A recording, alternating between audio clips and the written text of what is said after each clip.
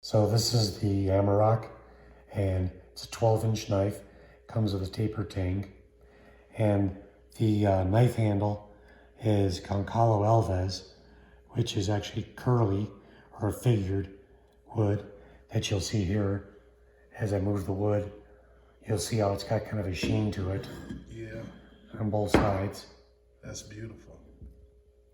And the knife pin I put in this one was a mountain with a moon and some trees, pretty indicative to places like the Pacific Northwest. And this is all silver with a brass moon. And that design goes all the way through, so no matter where I cut this pin, you'll always see that. And can you show them that taper tang again? I really want people to see that. That is beautiful.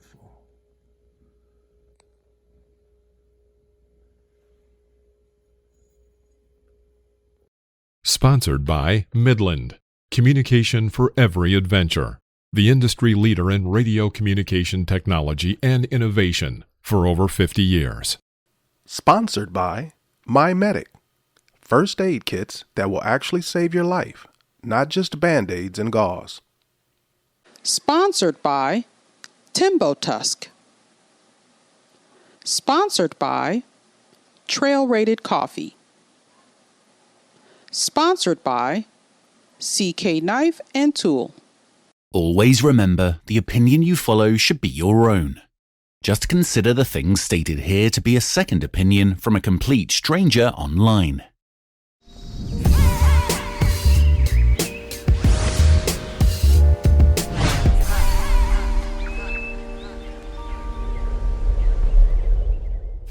Hi, I'm Phil from Waypoint Overland, and you're listening to Random Waypoints.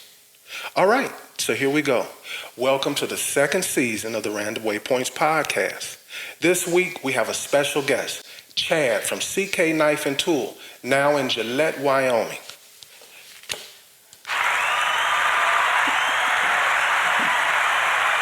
Welcome to the show, Chad. Right. We're very honored to have you. Oh, it's nice to meet you finally. All right, so let's have an official shake on camera. Since been following you like we were talking about earlier. Right. Fellow Chicagoan here. Talking about right. our food and... So let's get right to it. Tell my watchers, our viewers, where you were born and raised. Born and raised in Chicago. Spent about half my life there. You know, going to Michigan, Wisconsin. Then when I joined the Marine Corps, I left. Then went back. And then ended up in Washington, where again, you happen to be. Right. I'm just stalking Phil here. He doesn't know it. So, did you grow up off-roading and traveling? Grew up camping, grew up hunting, and grew up riding three-wheelers back in the day. Okay. Dirt bikes and stuff. Never had any idea about glamping, camping, overlanding, any of that other stuff. Never would have thought I could afford it, let alone think I'd get into it. So when did you first start hearing about overlanding? Probably, I'd have to say probably around 2016. We actually ended up, 2014, we got a fifth wheel. And the kids and I used to all go dirt bike riding. And my wife. Then my daughter had seizures and we gave up dirt bike riding. So we wanted to do something else. And we got into some of the bushcrafting and camping. And then my wife didn't want to do any of that. So we ended up just fell into overlanding by accident. And I was like, I always wanted to get a rooftop tent. It's like, oh, that'd be awesome. And then just went on from there. It's a rabbit hole, isn't it? It sure is. It sure is. Okay, I want everybody to know the real reason why I'm here. So let's get right into what you do. Tell my audience what it is that you do. I'm a custom knife maker. I make handmade custom knives, both hunting, bushcrafting, kitchen knives, stuff like that. And I got my start actually doing it. Just wanted something to make to pass on to my kids. And once I did that, it was almost like the overlanding bug that bites most people. I got into making my first knife, and it just kind of meshed with me. And I made a second one, made a third, made a fourth, and before you know it, I just turned it into a business. Well, I already know the answer to this question, but for the sake of this podcast, could you also tell us what you did before that? Was a third generation tile setter. Then I went into the Marine Corps, got out of the Marine Corps, went back to tile. Wasn't really doing it. I was missing the niche. Went to school with my GI Bill, got into law enforcement, and was a law enforcement officer for 10 years. Okay. And then I gave that up to basically homeschool the kids and take care of them. I had a contracting company on the side, so I had something going all the time. And then I got into knives. So the way that I know you is through social media. You follow me on Instagram, yep. And then I saw your videos. I followed you back, and I fell in love with your knives, and that's why I'm here. So I just wanted to mention how we know each other. I always like them to know. I actually found you on YouTube by happenstance, going through overlanding stuff, and I ran into yours. It was probably maybe the first month or two you might have been in, and I watched, and the first thing I said is, "The guy sounds like he's from Chicago." I was like, "That's cool," and then I just subscribed and watched the videos and stuff, and then I got an Instagram, and I found you on Instagram then, and then just blossomed from there. So social media is it's a really cool platform for a business as well as just for personal. It's also a rabbit hole too, and it can be mucked with a lot of bad things, but it's got so much positive. I try to keep people towards that positive. Yeah, when I first became aware of you and what you do, you were very close to me. So tell them about your recent move, where we are, and what your plans are moving forward. Left Port Orchard, Washington, and my little shop, and I moved out here to Wyoming. One of the biggest moves basically was the taxes and business, freedom of business, and low taxes, low income tax, actually no income tax here, and then low sales tax and stuff. And then a freedom, we wanted more property, and it was just getting too expensive to stay there to expand the business. So I moved out, picked Gillette, Wyoming, and bought 5.5 acres, and the building was here, but it was just an empty building, a dirt floor, and turned it into what we're seeing now. And the goal was to build a bigger business because, like you've seen, I want to not just continue teaching knife classes, but also give back to the veteran community, because there's a lot of vets there's a lot of companies that do stuff for vets, but I think a lot of vets get left behind because there are certain things they can and can't do if they're in a wheelchair. So I made a goal that when I came out here, built the business back in Wyoming, everything was going to be mostly handicap accessible to where a person in a wheelchair can come here to the shop and make a knife with me in a wheelchair, adjustable tables, all that. What are some of the other things that you've done specifically to facilitate the handicapping? Not just like I noticed the up front, the bathroom. The bathroom is handicap size, ADA required, double doors that come in and out of the shop. Every other grinding room's 36-inch wide door. The grinding room is twice the size I had before for someone to maneuver around. Poured all the concrete, so even in the wintertime, if someone has come out, they can back right into the garage, drop down, and it's all concrete. They can park out in a gravel drive right by the walkway that's 11 feet wide, and they can use their wheelchair that way too. And ladies, I want you to know it's a very clean, very nice, large bathroom. So you lady veterans, he's thought of you also. Yeah, my wife makes sure I keep dotting the I's and crossing T's. And then just recently, actually, I was gifted a motorized wheelchair. So now somebody came out here because my knife class is 5 days. Unlike some people that do blacksmithing, you can kick a knife out in a day. I don't do that. My knife process and the steel I use, it's a 5-day process. Slow curing epoxies. The slower the epoxy cures, the stronger it is. Day of heat treat, stuff like that. So there's some downtime. So I actually have a motorized wheelchair that if somebody didn't have the ability, they can take that chair like the Devil's Tower, and they can go up that way and use that motorized wheelchair to get around if they needed to. Okay, so the way I know you is through the overland community. A lot of people know you in the overland community. Could you talk about some of the connections and people you've worked with? I know you have actually one of your popular knives is someone very well known in the overland community, but I'll let you talk about that. Yeah, actually, I got into the overlanding community just by happenstance again, and I started reaching out to other YouTube creators like myself. And one of those YouTube creators was actually Coyote Works and the bushcrafting, and then he got into the overland community himself. And I started working with Casey. We designed his first knife, and that was the main knife here was the main Coyote Works bush knife that Casey and I designed together. And we did that, and we got that going. Oh, yeah. Don't want to cut that. That's razor sharp. And this will go right through it. Definitely. Yeah, that's a beautiful knife. So we started making that, and this went off really well. It's been one of the top 3 sellers that I've had. We did that, and then in 2019 we launched, or 2020, we launched a second knife for him.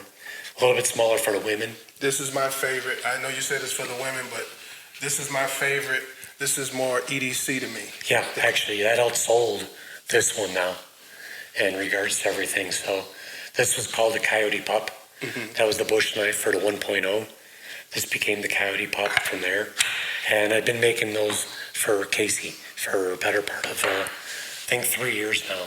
So was it these 2 particular knives that kind of propelled you into the overland community? Yeah, that was probably the best way to put it is I had some touch with the overland community because some people that were overlanding were also hunting. So that brought me into there. And then the fact that I made some kitchen knives. A lot of the guys like to take care of their wives. You know, they're out there doing stuff. Hey, my wife likes to do this, but I want to give her something nice because, you know, the husband's got all this other stuff and the wives sometimes feel left out. So I had a couple of husbands hit me up for kitchen knives, and then, yeah, it worked pretty good. Okay. So my audience, they know that I'm more interested in the owners of these businesses and what kind of people they are. They know I'm also more interested in, do you actually make the products, or is it just something you slap your name onto? So talk about that. Yeah, I buy bar stock material made either in Canada or the United States, and I make every single knife here in-house. And the only thing I ever get brought in are materials like the Kydex material, the leather that I use to make my sheaths, my pins, the custom pins you'll see on some of my knives, like on here with the mountain. There's a mountain and a moon on there. That's a really big hit for the outdoor community. I get those made by somebody else. But yeah, the leather, all the materials come in here. And then when I get it all, this knife, when it's done, it's made by me. If it's a leather sheath or a Kydex sheath, ferro rods, I buy the ferrocerium. I get the antler or the wood, and then I make everything here in the house. So I pride myself, mostly everything I buy, I try to get made in America. And it's also important because in 2020, I was actually made one of the Made in America movement ambassadors. So trying to, push the 5 key things was Made in America, was it made local at the time in Washington? Is it family-owned business? Is it veteran-owned business? Firefighter, law enforcement? Those key things I've always kind of focused on. And I think that's what got the Made in America movement people kind of involved in what I do. And trying to push more within the community in general. I love it. I love it. That's what I wanted to hear. That's why I'm here. I wanted you to have an opportunity to say something like that. Yeah, we need more companies like that are more focused like that and are giving back like that. Yeah, small businesses and stuff. It's kind of important now than ever. So we like to get philosophical around here. What do you wish you had known then that you didn't know now? It doesn't have to be about the knives. It can be family. It could be... I've got one for every category. Okay. One for every category. What I wish I would have known. I wish I would have known that I should have had an MRI rather than an ultrasound for my neck and my surgery. Things might have turned out differently. Moving to Wyoming was tough, and getting everything going, especially in 2021. It would be nice to travel back, 12 months or 10 months from now and tell my 1 year younger self, don't buy and move in 2021. It's not the best for lumber. So some people watching already know who you are, and something that they probably want to know is, what's going on with the voice, Chad? Oh yeah, I know I didn't used to talk like this. I had surgery back in May of 2021.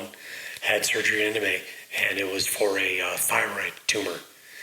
And when I joke about the MRI or the ultrasound is, when you go through it, it's basic for ultrasounds to see the tumors and to do it. And they turned around and found out it was 4.5 centimeters big. I think that's what the measurement was. And so I had to go in for surgery. But when they went into surgery, they found out it was over 3 times the size. Wow. It was wrapped around my esophagus, my carotid, and it went down to my sternum. And during the surgery, I ended up finding out I had nerve damage. So it actually cut some of my vocal cords and stuff, and they got some of it back together, but I can't yell. I can't speak very loud anymore. I get strained. I can't speak very long sentences. I run out of the way of pushing that air out because I'm trying to speak from more down deep and not using your regular voice like people would use. I understand. So it gets kind of tough. So. Wow.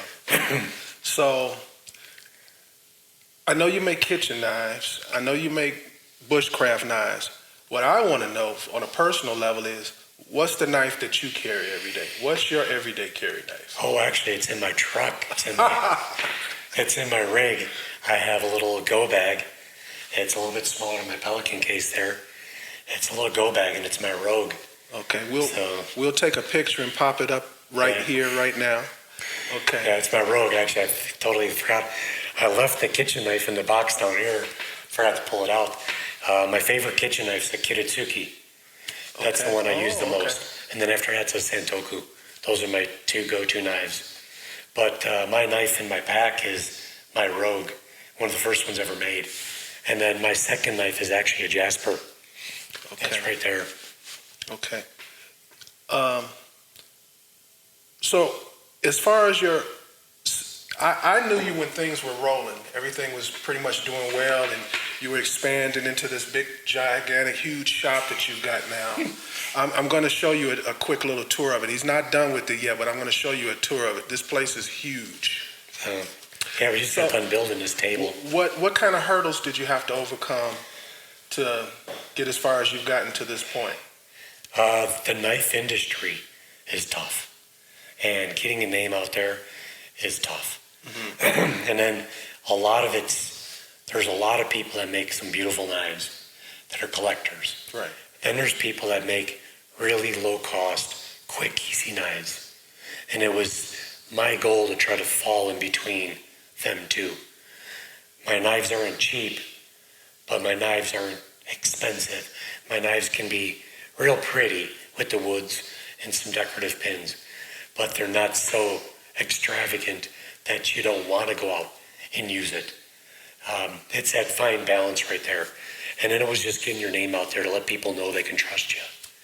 And I think part of it was having a connection both with the military and my Marine background and my law enforcement background. Having those 2 niches helped me kind of get in and just kind of force a wedge, my own little wedge in the knife community.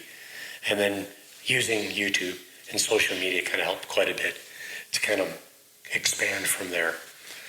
And what has been the response back from the military community to you jumping into the knife business? It's been great, actually. I had, when I started trying to teach classes, I had 3 people come out to the shop that were all former Army in one way, shape, or form that made their knives. And it also helped that my mentor was retired Army. He was Special Forces. He ran first group down in JBLM over in Washington, where we're from. And so it was all that niche that came in there. But it's been really good because the Rogue was really popular with them. The Jasper was really popular with those guys. And then it was the connection I ended up making with the Warrior Boat Society. That being John Lovell, that being a former Ranger himself, and getting connected with them and the infancy of my business and making knives for them for a while was pretty good. So actually I got one of her knives right here. It's called, we called it the STPT, the STABBIE THRUSTEE POKIE thing. Yeah, this feels nice. Yeah.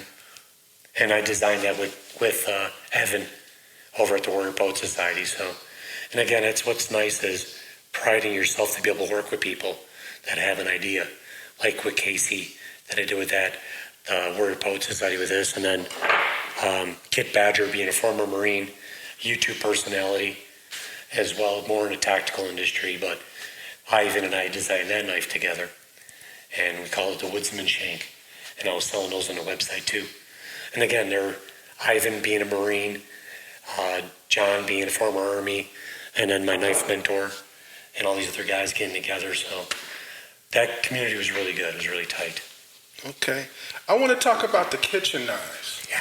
Because I'm going to get the name wrong, but you said you make a Kiritsuki. And I know it's a Japanese cut. And then you said, what was the other knife? Santoku. Santoku. Yeah. So both Japanese style knives. Yeah. And from my understanding, it's a little harder to make those type of blades. Am I right in that? If you're going to forge, yes. I'd love to. My next goal would be is to get another maker in here, and I want to do forging for my classes, for everything that give everybody experience on all aspects. But when it comes to blade steel, I'm using D2 for my normal knives. I use stainless steel for those. And a lot of the kitchen knives you'll see out there are carbon steel. They're more of like a 1085, 1095. Guys will do pattern weld. Damascus is what the generic term is. They'll do pattern welded materials and stuff like that. That can be a little bit more daunting. To make a Kiritsuki or a Santoku, one of my kitchen knives, it's usually about 10 days in that process. One of these is 10 days? 5 to 7, yeah. One of those is 10 days where that's if you don't, the heat treat's a lot more in depth, so you can ruin steel with the warp. Then you got to re-anneal it to soften it so you can work it again and get it back into place. But the Kiritsuki's nice. It's 12 inches long. They get longer. Sometimes people make smaller ones for taking on the rigs and stuff because, you know, when you're overlanding, you're, especially you with a Jeep, yeah, Space. Yes. space is at a premium. Yes. So shrinking the knives a little bit is kind of nice. So what's your favorite knife in the kitchen? Your kitchen? Actually, yeah, the Kiritsuki is my favorite, and then the Santoku. I've got big chef's knives. I seldom use them. I usually go to either my Kiritsuki that I made, most likely, or my Santoku. I'm a Santoku guy. I like the other blade, but I try to avoid the pointy fronts, Yeah, the pointy tips. I've made standard carving knives, chef's knives, and I've done some carvings, some 13-inch long carving knives before. I've done that, but they're not that popular. It's the Kiritsuki and the Santoku. That's probably the COYOTE Works knife for 1.0, the number 1 sale, the 2.0 number 2 sale. Then the Kiritsuki would be the third. And then after that, it's a bounce between either like the Chimera or the Jasper. Okay, I want to stick with the kitchen. You know, we like to eat This is around here. Philip is going to be watching this one. That's cknifeandtool.com. So I want to know if I was meeting you somewhere on the trail and you were making something to impress me, what's your go-to impress meal on the trail? Oh, I love carne asada. Oh, really? Okay. I love carne asada. The kids and I, we all do it. My second one is So carne asada tacos or burritos? Or? I'll put on anything. I'll put it on breakfast burrito. You know, little tiny 6-inch or 4-inch round tacos. Yeah. Anything. I bring the carne asada, throw it on the grill. It's quick, easy. I just love the flavors. After that, then I love burgers. I love burgers. Okay. So I've been eyeballing those TEMBO tusks. I haven't gotten one, but I haven't been out. This year's been kind of taken. I haven't been able to go do much overlanding this year, so. Yep, I just left Overland Expo. Shout out to Jerry over at TEMBO TUSK. That's a good friend of mine. I love that guy. Yeah, Jerry hooks up my buddy Charles. It's a venture with Roscoe. And Charles is always on that TEMBO TUSK. He's always rocking it. I know exactly who you're talking about. Yeah. Yeah. Charles is always cooking meals and doing stuff. Yes. I need a big TEMBO TUSK. Like a big one, I could do like a bulb. Because September 11th, I'm doing my open house here. And I just got like a Camp Chef little flat griddle to do my carne asada and stuff. But I was just thinking I need like a bigger TEMBO TUSK. You know what? As like popular as they are, I could definitely see something like that coming in the future. For like the house. Yeah. A TEMBO TUSK for the house. Yeah. I'd pipe that off of Or maybe one with, you can remove the dish so you can. Oh, yeah. Because the TEMBO TUSK now, I think, are what, 12 or 16 inches? I think it's a little larger than 12 inches. 12 inches, yeah. I think it's about 12 inches for the. I should know that, but I don't know. Well, my grill's hardwired, hard piped, my gas. I'd have like a 24-inch TEMBO TUSK right next to it. Just hard gas to that, and I'd be scottling like crazy. And my audience is going to want to know what you drive and how do you get out when you get away? I'm like the odd man out. I've got a Nissan Titan. Why do you say? Wait. Why do you say that? You're the odd man I'm out. not like these guys. Everybody's got Jeep. Everybody's got Toyota and Land Cruiser. No, we're not like that here. I drive what fits me, but I judge no one else. I've been in some of the craziest remote places, and I'll see all kinds of vehicles. Yeah. As long as you get there, right? Yeah. I wish that people would get that through their heads in the community. It's not a Toyota and Jeep thing. It's whatever gets you there. And it's not all about off-roading. It's traveling and enjoying everything in between the points instead of just driving miles and stopping and driving miles, stopping. Yeah, when I went out to Nissan USA, I went out there in 2019, Provost, Utah, Park City, Utah, to drive the 2020 Nissan Titans.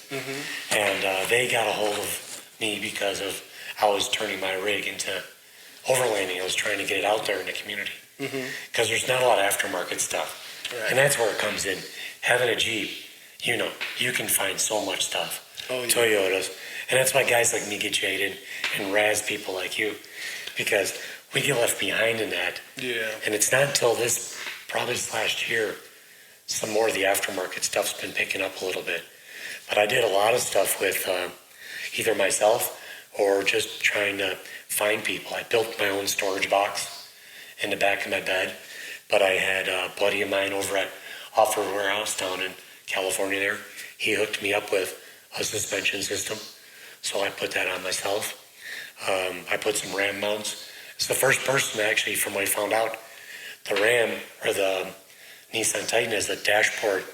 There's like some kind of speaker or something that would be there on the Platinums, but I got a cover in mine. Took that cover off and I bought a Ram mount, aluminum track, and I mounted my mount so I can put my GoPro and my Garmin, my phone, everything. I can mount it right up there. Oh, great. And because there was nothing for that. Jeep, you guys got those, you can get like bars mounted. Right, all kinds of stuff. Toyota's got all sorts of things that mount. And Nissan didn't have that, so I did it. And I've gotten emails and messages from people. They love that. It was like a simple little, Ram isn't the cheapest thing in the world, but the actual screws and the idea, I didn't spend more than $5 to actually just do it. Right, we love hearing stuff like that. We love hearing stuff like that here. We're not about spending money just to spend money here. Okay, so like when you were like, you're not part of the Jeep or the Toyota, what impresses us, you're starting off our second season if you didn't know it already. I didn't know until when you did the intro. I'm like, Okay. Well, there's going to be a bunch of rig walk-arounds that focus on bought, not built vehicles. Oh, nice. I'm trying to go against the grain of everybody that, they're flipping a brand new vehicle every 6 months. They got a new trailer every 6 months. So we're trying to go totally opposite direction in that here. Yeah. Okay. And that was one of the things when I got with Gowana Equipment. When I connected with Gowana Equipment and they made me a brand ambassador, I wasn't looking. Yeah, some tents are awesome. Those rooftop tents are just amazing. But I didn't want something. I couldn't afford something that flashy. And I ended up with the Wanaka 3, and it fit me. And as I was telling you one story, it can put me and one of my Marine buddies up there. And then when I got that annex, I can sleep, my wife and I up there. My wife and kids can sleep in the annex. And it was not that expensive. Right. Or like that awning I got, that Morpho. Mm-hmm. They gave me the walls for it too. And you can get into stuff like that. If you can't buy a rooftop tent, get yourself an annex or like a 270-degree awning with walls, because then you've got an area you can sleep in, but then you got an area you can prep in. And then it's big enough that you can put a couple of cots in, protect yourself from the elements if you wanted. You can set it up for a bathroom, if your wife or the kids need some privacy. Those 270 awnings are awesome. All right, we're back from a tour of the facilities here at CK Knife and Tool here in Gillette, Wyoming, and let's talk about that. What kind of square footage are we talking here? Because this joint is huge. Yeah. I took a dirt floor shop that's 40 by 64, and we poured the concrete, did all plumbing, electric, everything. The workshop itself is 30 by 40, and the knife room and the wood shop we're sitting in are divided by the bearing wall and like the grinding room right there. So this area here, what I'd like to do is just use this table to spread out leather to make sheaths, plan, have round robins, have, guys coming in and gals just want to sit back and just chill, just talk about stuff. Have this 50-inch by 98-inch table to relax around. Still have to finish the media wall. Got that going. And then give people an experience with wood and with leather on this end. On that end, it'll be all knives, steel, drilling. More the violence of action is over there. It's like grinding and stuff. It's very loud, noisy, dirty work. But you told me on the tour that you were thinking about even a second location. You want to talk about that? Yeah, this is basically kind of like a test. I went from my old building was less than 20 by 20 on my 2.5 acres, and we bought 5.5, and now this building is 40 by 64. But my shop here is tripled in size, and I want to do that because of wheelchair accessibility. But I want to make sure this all works well, because my goal would be at 55, in 5 years from now, a little bit over 5 years, I could have a shop in Wyoming in Gillette, and I would have a little storefront, and then I would have a bigger building in the back where I can run classes with 5-6 people, have 2 or 3 people working for me, helping people out, do full on, veteran get-togethers there, go back to my roots again and do law enforcement things, blue line stuff. I made a knife years ago for the National Law Enforcement Officers Memorial Fund. I'd love to get back to that again. And this is kind of the test to see how it all works out. If I can keep my sanity and whatever hair I have remaining. So go from there. And then it also segue into the nonprofit we're working on. So talk to us about the nonprofit. The nonprofit's called Maintain the Edge. And I came up with that name because as veterans get out of the service, and I've been out since 93, to date myself, and I didn't do anything anywhere near what our vets are seeing now. But what I'm seeing and what I'm hearing from a lot of them is when they get out, a lot of them got to find a purpose still. PTSD's been a big thing, and a lot of that has to do with the idle hands, not diminishing the experience, but it's such a high-speed, low-drag lifestyle that when you get to civilian life, a lot of guys are trying to find what they do with themselves. Keep their hands busy. If your hands are idle, your mind starts to work and wander. That's never a good thing. So in maintaining the edge, I'd like to try to get people to maintain that edge, whether you're in a wheelchair, whether you got prosthetics or not, whether you're just having a challenge coping. Maintaining the edge, not just physically, like we used to have to do, push-ups, sit-ups, the PT stuff. You're keeping your scores on the range. But that edge of keeping mental sharpness and acuity, coming out and, using a table saw, using a scroll saw, coming out, make a knife, use tools, and get that brain functioning again. Get creative. There's all these different edges. And it was also a spin-off being a knife maker to maintain that edge of your knife. But it was more for the fact that I wanted to get guys and gals out to get back that edge again that they think is, they might be getting a little softer on the midsection. They might not be PTing like they used to. They might not be challenging themselves as much. I had hoped that I could give them that opportunity to get back into it. And then they might like to, sorry about that, Don't worry about my it. shop mascot. It's a real shot. It's a real shop. It's real Wyoming. It's also maybe you might find someone that wants to make a knife, not just once, but 2, 3, 4, 5 times. And that's the guy I'm looking for too. So it's self-serving because I can get someone to come in the shop and say, hey, I'd love to work for you then. I want to dig a little deeper into the transition of a veteran from the military and either retiring or coming back. I want to get from the outside looking in. On its simplest level to me, it's a person at one point was one of the most important people to the safety of their country, and then the next day it's just like turned down to zero. Nobody knows how much you've done for your country. Speak on that some more. Let's talk about that transition, because I don't think the average civilian really understands how different, how big of a jolt you go from almost being like the star of the team to a nobody. You know what I mean? Oh, yeah, that's... But I'd like to hear from a veteran. Yeah, well, Ted, I felt it twice. I felt it when I was in the Marine Corps, because I got out in the 90s, and they were just getting rid of everybody left and right. They were just cutting back the military. So not only did you get out of the military shorter than what you might have wanted to do, but then you're being told that you're not valuable anymore when you're getting out. So then you get out and you're used to this expectation of yourself and the expectation of people around you. And I got into civil. I went back into contract work with my dad. And I was dealing with these guys. They didn't have that level of expectation of themselves. Right. Of themselves. Mm-hmm. And that frustrated me because I had this expectation of myself. And if I had the expectation of my own body and my own mind, I held it on you. And that just drove people crazy and pushed people away.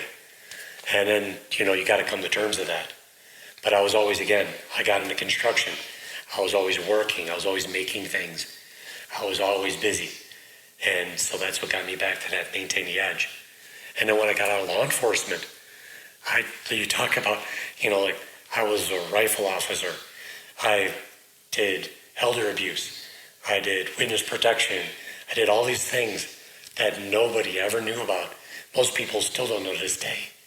And I got all these accolades and these awards and all this other. But once you become a civilian, it don't mean anything. Nobody cares anymore. My wife always teased me because I had frames with, certificates and diplomas and accolades and attaboys, and I had my office. I don't have any of that anymore. It's all in a box, put away. So that could be a traumatic thing for a person to come home and be responsible for so many things, multitasking, suppressing stress, doing all of these things that sound like should transition into a job as an asset, right? Yeah. And then you've got a guy, maybe he's the boss or he's just the person interviewing with you, and he's looking down on you. The next thing I want a person to visualize also is There are some stereotypes out there about military that are inaccurate, and when you juxtapose the numbers versus the average American, they're actually lower. But there's actual stereotype out there like, oh, you might not want to hire him because he'll come and shoot up everybody or blow the place up, or you know what I'm saying, right? Well, so speak on that, because that's really not the case. It just seems like the rare time it does happen, they make sure to put it in the news. Yeah, I remember it was probably a lot more like that in the 90s. Excuse me. Back in the 90s, early 2000. Then you start getting people that are somewhat sympathetic to vets now, but you still get that to where they look at you a little, and I hear from the younger guys not coming in. Because again, I'm 49, and I'm getting guys that are 30, 35 years old. And they're like, yeah, I'll go do an interview, but you're just too gruff for that person. You're not so soft. They want you to be more soft-spoken, more accepting of people's differences. But in the flip side, that double edge, the person telling you that isn't being accepting of who you are and not being compassionate of what you've just seen and did for 4 years or 8 or 20 years. And so, yeah, you can get that still. So those vets are finding themselves narrowed to certain categories of jobs they can get. Construction, maybe work at a gun store. Maybe every once in a while you'll see a couple of them working at a Home Depot or something like that, or a Lowe's or a Menards. But they don't get to be, they're not given an opportunity to be customer service orientated, because the military doesn't teach you. They said, hey, when I went in, here's your job, it'll transfer to all these civilian jobs. I did that. I get out to a civilian job. It didn't pay next to nothing. And you're basically just gaffed off. Like, hey, I'll give you this. If you don't want it, then you can get something else. Well, vets don't want that. You don't want to get out and, again, sit there and go, I had a good paying job in the military. Yeah, sometimes it wasn't the best. Sometimes it sucked. But it was good, but I couldn't stay, or I had to get out, or it was just my time. But now you want to feel that purpose that you felt there. And employers aren't giving people that purpose. And it's not just being warm and fuzzy or hand-holding and big hugs. You want a sense of accomplishment. That vet doesn't care less if you give them a pat on the back. That vet wants, at the end of the day, to feel like they did something right. They felt like they helped someone. No, none of, I can definitely speak by myself. We don't say that we want attaboys every day. I don't want every month to be, employee of the month or something like that. I just want to go home saying, I feel accomplished. I feel like I did something. Whether, like with me, I got back into trades, I felt accomplished because I was building things. I was making things that people enjoyed. And that's something I'd like to maybe try to do. Working a desk isn't for everybody. Not everybody likes it. I'm not of that personality. I find myself at a desk more because of what I do, all the admin stuff and the editing videos. And another thing from the outside looking in that I've seen is that mental health for men is starting to become more acceptable, I'd say, in the last 5 years, to say, hey, things are, I'm getting a little too deep into it. I need some help. I need to talk to somebody. But we still haven't gotten where we need to be.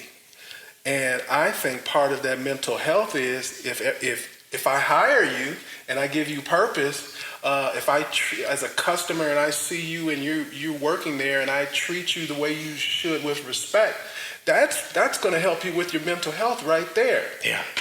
But I do advise you to get help, and don't be ashamed, and no one should make shame of you. I just wanted to say that. Yeah, I go back to, I give my kids stories like my grandparents grew up during the Depression.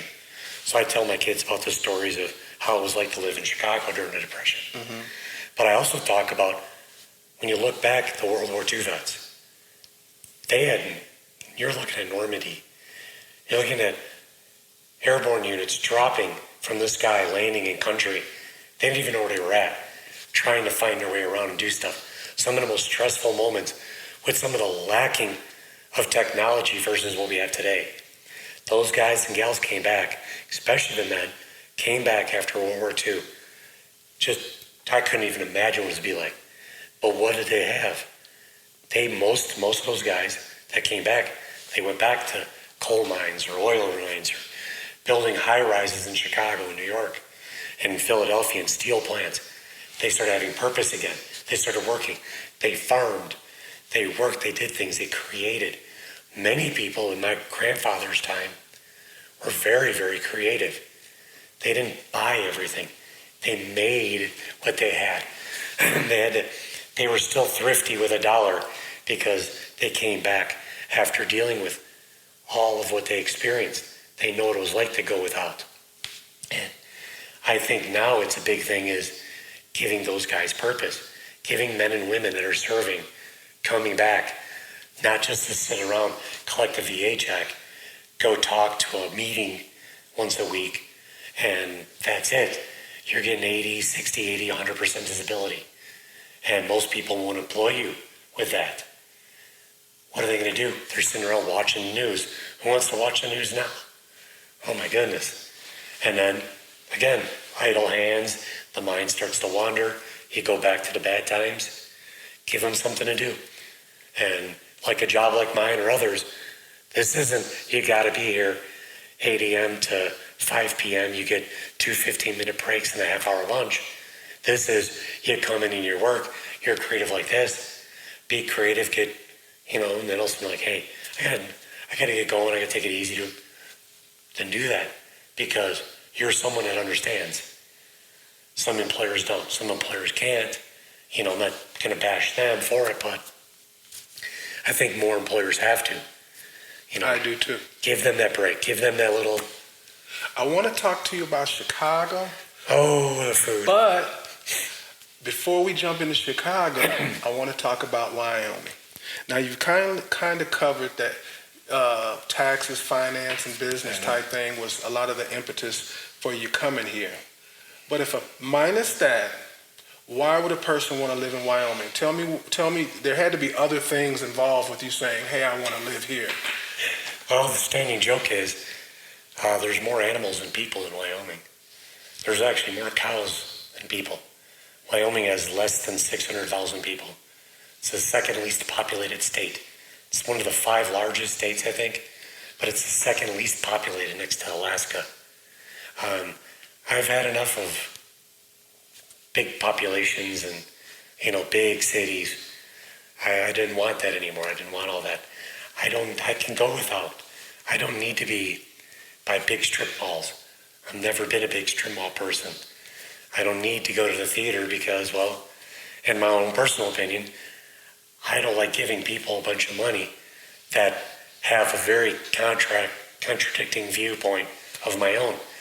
I use YouTube and I have Netflix and I have all other stuff, but if I have somebody telling me I'm a bad person because of my way of life, being former Marine or law enforcement or whatever, I'm not going to give you my money. Just like I've had people that may not want to buy a knife from me, may want to buy a knife from somebody else. I'm okay with that. I think that's awesome because there's so many different people like us that can do that. And so I'm like, enough of people. I just want to come here, have my acreage. Loud music is over there, 10 acres away, 20 acres away. I'm good with that. So it's the lack of people that was part of it. You know what the irony is of everything you just said? That all those choices to be able to buy from you or buy from someone else, all these different choices you have, ultimately they wouldn't have gotten them unless there had been a veteran willing to fight for you to have that opportunity. Yeah. A lot of the people that have complaints, whatever direction they are, I just want them to remember, regardless of whatever your argument is, whatever side you're on, you can't have a side other places. I've traveled the world. This is a very unique place that you can actually get on YouTube or Instagram or just yell it out downtown or something. Yeah.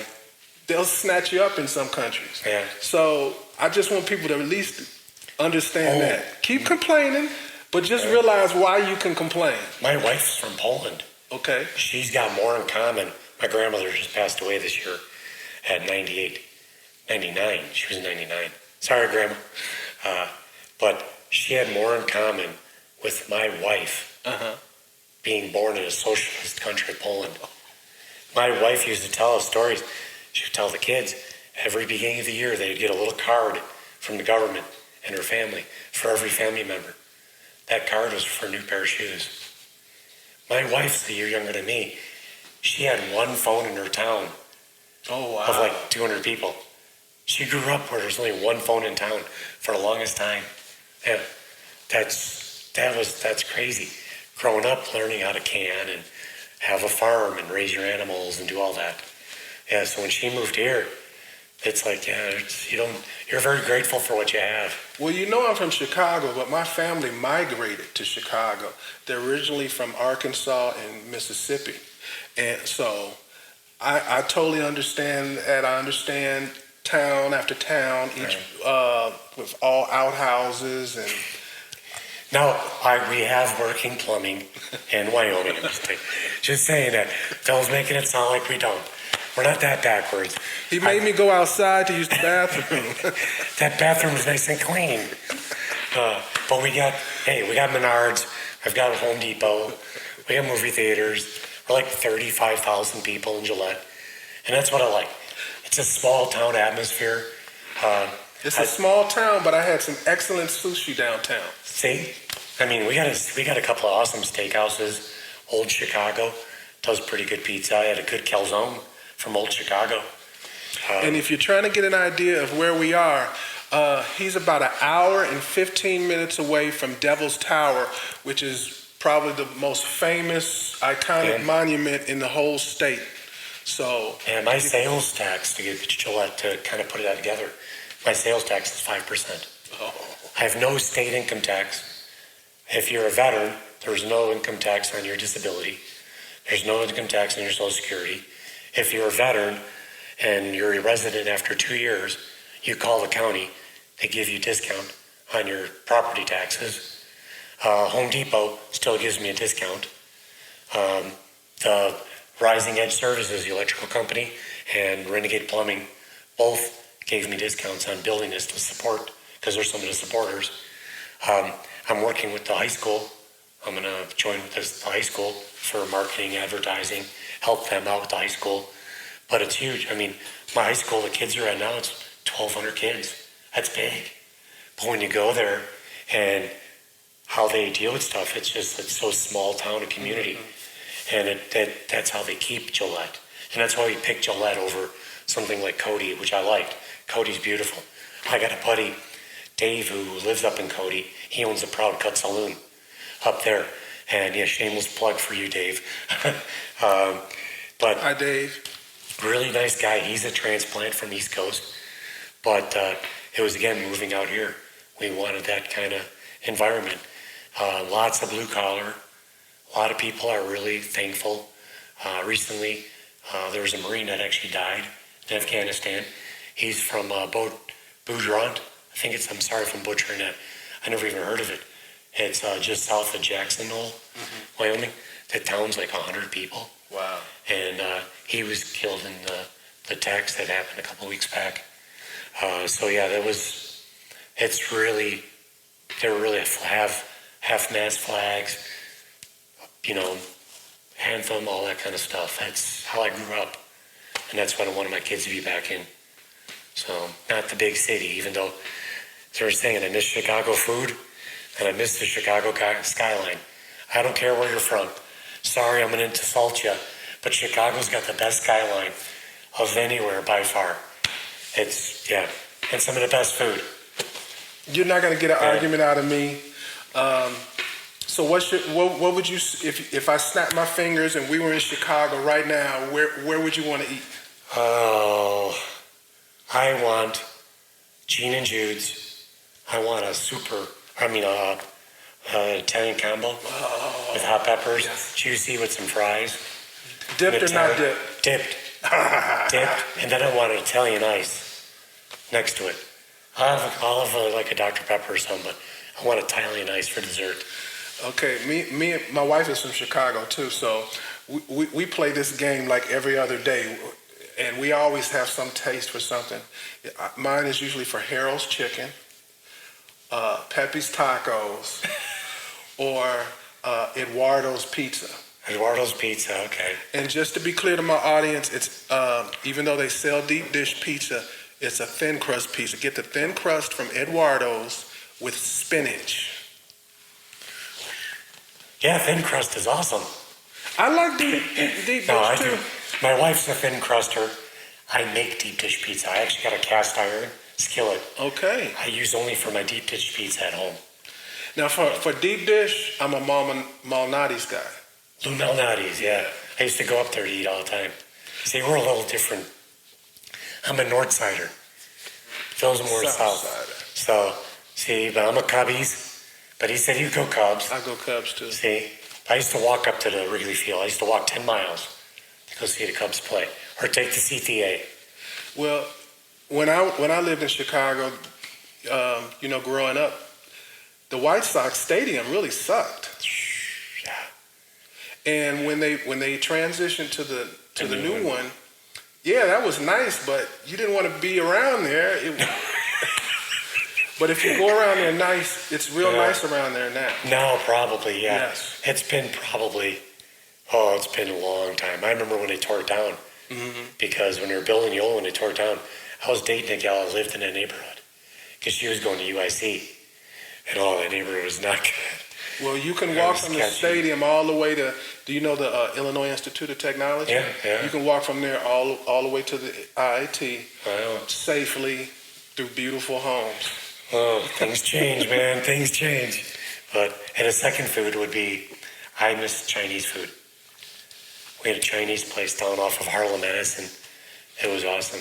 Now, it was really everybody's going to think I'm being biased when I say this, but Chinese food in Chicago tastes completely different than everywhere else. Yeah. And I don't know why this is. I don't either. I had Chinese food in Seattle. Mm-hmm. It was nowhere near as good as Chicago. Now, you would think, in case people don't know, Seattle is a huge hub. For Asian community, yeah. Right. Yeah. So you would think that the best Chinese food that you ever ate would be there. Yeah. Or maybe anywhere on the West Coast you would think before Chicago. Yeah, when I was in the Marine Corps, I was down in San Diego and all that. I never had any Chinese down there. Mm-hmm. But I know that there'd probably be a couple good places from what I heard. But I've never ate there before, so. But yeah, nothing beats Chicago food.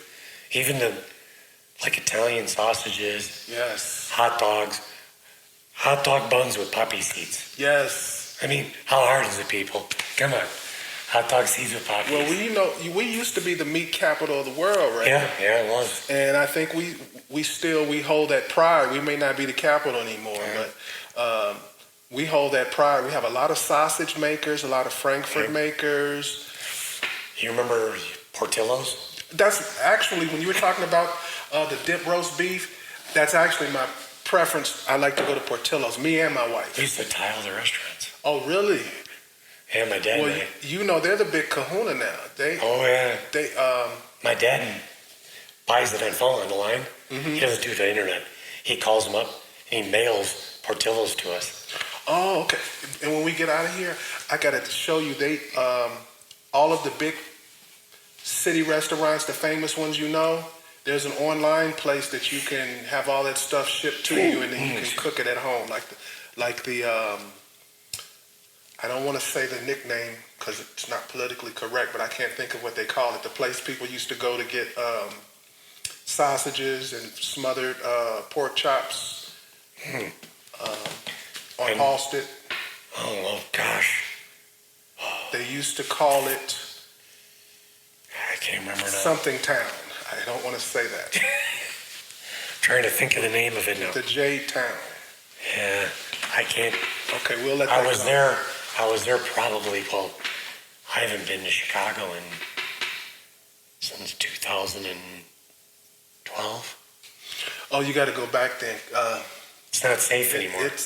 There's so many changes. Yeah. They just finished the waterfront Finally. when we went there. And trying to think what else was still going. I don't even know if the Sears Tower, I think it was still the Sears Tower. Because it's Willis Tower now, isn't Right. it? It was still a Sears Tower back in the day. I can't believe they sold out. Well, you know how you said they Actually, completed the complete Lakeshore? Yeah. A lot of people don't realize that that's a plan that they've been attempting to complete since the original Daley, not the son, but the father. No, Richard Sr. Right. Yeah, back in the day. Well, most people don't even know Chicago.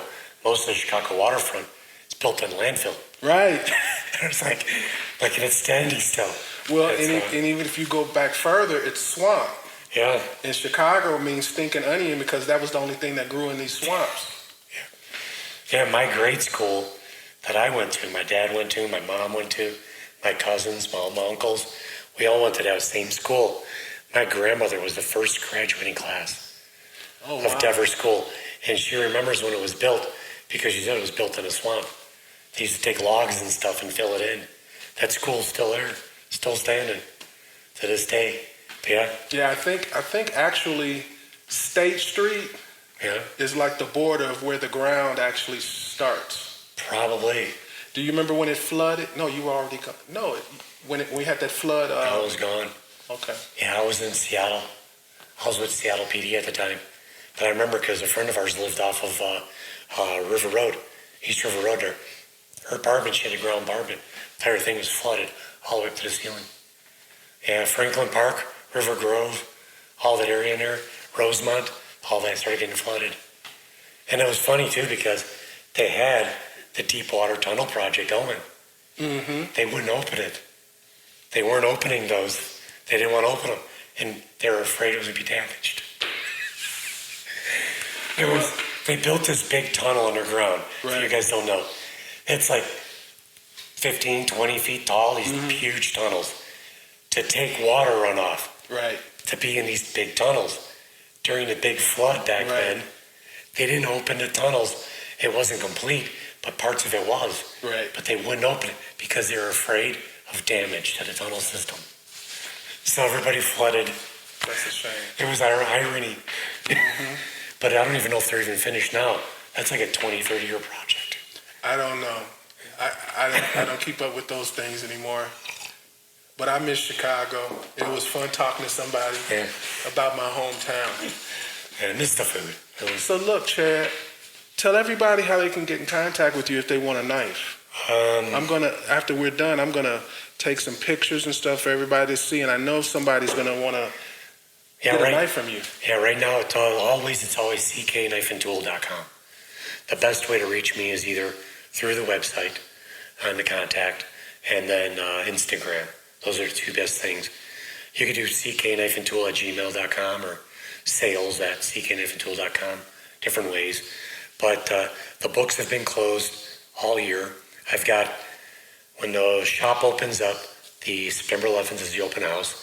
I'm hoping to take just a couple weeks off because I've been at it 6-7 days a week since I moved in January, since we did this process. Filming video, building, editing, the whole 9 yards. But October 1st, I'm going to start production on knives again. But I'm going to fulfill the orders of people that have been waiting a year. Fulfilling those orders. Then I'm going to start making knives to put up on the website for sale for Christmas. These would be pre-made knives. But if and then after that, the website goes live the 1st of January for orders. But it's always 6 to 8 months for knives. Because I can put all my knives that I've made, 20 some different knives. Because if you go on the website, it's kind of challenging. It's because I have over 3,200 varieties with knives and styles and everything. It's a little daunting, but it's ck-tools.com or just type in ck-tool on your search engine. You'll get everything: YouTube, Instagram, Facebook, the website, everything. You'll get it all. And just let me talk to my audience for a second. People who have bought custom knives, 6 to 9 months, that's actually a pretty That's a good turnaround time. That's pretty quick, actually. Yeah, it's So usually. I just want to educate those who have never bought a custom knife. That's a very good turnaround time. There's some people that are at literally a year to 2 year wait times for their knives, and they're just being honest with you, their quality is nowhere near what yours is. We're going to have to talk about some of the little details about your knives. Like, do you mind? Oh, go ahead. Whichever you. Just like, for instance, this knife, I don't know what you call it, but it's just not a full tang, but you've even taken the time to take the full tang and have it taper. Yeah, taper tangs. Tell me what it's called and talk about that, please. Yeah, dude, that's how I learned. When I was taught, my knife mentors, like, there was only one way to do a knife, taper tang. And so I do that, and you do it by hand. You just got to do it on a grinder. And that just gives you that sharpened look. First off, it's aesthetically pleasing. Yes. Because it takes a lot more time in the process. And also it helps with balance. Because if you look at a knife like this, like the COYOTE Works knife, this is 10 1/4. This is 12. This is out of the same thickness steel and everything else, but this one is a full tang. And the weight of this knife is a lot more than this knife. And it's because of that full tang versus a taper tang. And I love COYOTE Works knife. This is a beautiful knife. How thick is this? 3/16 of an inch. Wow.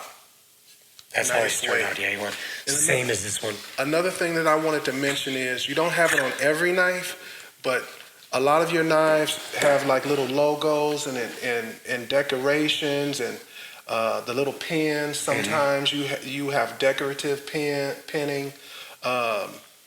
You're not just giving me a chunk of metal, sticking some micarta handles on it. And this is craftsmanship. This is artwork. Yeah.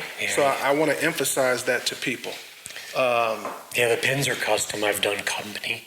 I've done knives for Icon Vehicle Dynamics, Kit Badger, COYOTE Works, Warrior Boat Society. I get them I've got like 40 some pins that I keep in stock. And initials, people's initials, different colors, branches of service, done different pins for Special Forces, Marine Corps, the Army. I got Air Force pin, stuff like that. So here's my next question for you, because I'm a knife guy. And a lot of times when I buy a knife, I'm already planning and ordering or looking up where I'm going to get my sheath from, because usually they just kind of give you a throwaway knife cover, and that's what they're expecting for you to do, is to actually... Yeah, some makers, they'll sell you extra. You'll buy the knife and they'll wrap it and put it in a box and mail it to you, and you got to get a sheath. So do you have somebody that you recommend for your knives? No, I make all of them in-house, and I've actually had people mail me knives. So do you just do Kydex? Leather, too. Oh, you do leather, Yeah. too? Okay. Yeah, this is actually, Kydex is a thermoplastic. Right. Generic, it's like calling acetaminophen Tylenol. But then I use Holstex, which is like a leather type material. Right. So it's still a thermoplastic, but it gives you the leather look. And then I just do leather. And I do all the stitching by hand. I'll do all the tooling and everything by hand. And I'm self-taught. I never had anybody... Now, I knew you did this. I just was kind of Yeah. setting you up to tell it. But I just want my people to understand, this is not just some little crap. This is... The cases for the sheaths for your knives are work in themselves. The thickness of these sheaths just themselves, the quality of the leather, there's a firmness to it. It feels like, a lot of people don't want to have a leather one in like a rainy area, but this will hold up. And of course it's not going to stay looking the same, but as it ages, the quality of these kind of sheaths, it's going to look better. Yeah. And I want to go back to the artistry of your handles. If you're carrying one of these knives, people are going to ask you about your knives just when they see the handle. Yeah. Just when they see the handle. That's the goal. Right. Is the wood. Like this is This is Goncalo Alves. Figured Goncalo Alves from Mexico. That's Cocobolo. Okay. This is Madagascar ebony. that's stabilized, dyed stabilized, spalted maple. And then I just got regular micarta. But I've done everything, maples, wood, all different types of woods. And the wood is a fingerprint. And I can make 50 or 60 of these knives, even with cocobolo. But every piece of cocobolo is different. Right. I can't make the same cocobolo to trade. I love that. And that's what gives it its uniqueness. So when you buy a knife, not only are you buying a knife that, okay, I want a Cotterworks knife. Okay, everybody else has it. But I want it with Madagascar ebony. I want these pins. I want this brass. I want this nickel silver. Carbon fiber. Stuff like that. There's different ways you can make that knife yours. And then there's etching. I do etching on the blades and stuff like that too. Electrochemical etching, I can do that with names or something. So again, it's making your knife yours. And that's, you're paying money. You're not buying a cheap knife. You're not buying a Gerber. It's not paying Taiwan. It's not a cheap steel. You know, it's T2 or it's CPMS 35VN stainless steel. So you're buying me spending 40 or 50 hours making this knife on top of the materials. And so, yeah. And that's, you got to put in perspective. People are very quick going to a store and buying some now. Chad, I want to thank you. It was an honor interviewing you.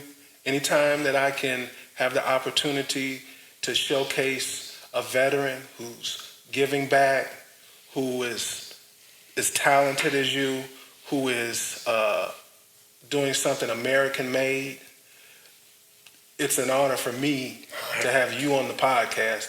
So I want to thank you for that. I appreciate it. I got to meet somebody popular. I know. I've met someone popular now. Okay. I'll have them autograph the whiteboard. So I'm going to talk to my audience for a second, Alrighty. and then we're going to get out of here, okay? So all I really wanted to say is, guys, if this is your first time here, then you don't really know who I am. But if he wouldn't be on here just because. If I'm interviewing you, that means I like you on some level. I've seen you on social media. I've checked out your product. I've heard good things about you, and I'll feel proud about showcasing what it is you do. And this is one of those people. He makes quality stuff. It's made here in America. He's helping veterans. He's expanding his business. He also has a YouTube channel where the what do you call this? The shop that he's working on. He gives you updates. He talks about you talk about all kind of stuff. So I advise you going to check out his YouTube channel, even if you're not going to buy a knife. Thanks again, Chad. I appreciate it. Thanks. All right, everybody. That's another episode of the Random Waypoints podcast. And with that, I want everybody to stay safe, tread lightly, and hopefully I'll see you here or on the trail soon. Thanks again. You have been listening to Waypoint Overland's Random Waypoints. Voice. Like, subscribe, and stay tuned for Hearing a more. voice in my head.